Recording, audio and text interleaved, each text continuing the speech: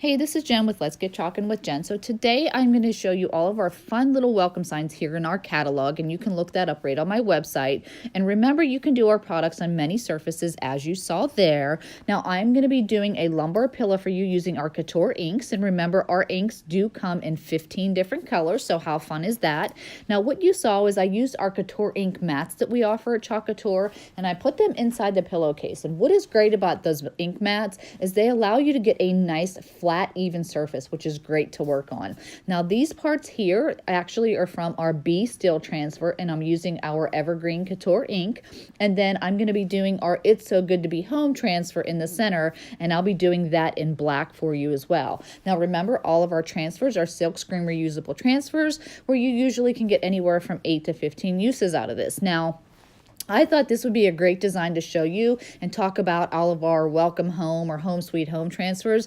If you're a realtor and you always like to buy a gift for your clients at closing, this would be a great option for you using Chalk Couture products, where you can make wall signs, you can make pillowcases, and you can give that to them as a gift at closing, and then they'll always have something to remember you by. Or maybe you know somebody who just purchased a home, or newlyweds, and you're a friend or family member. Again, you can create beautiful home decor for them as their first piece for their new home. So simple, easy process.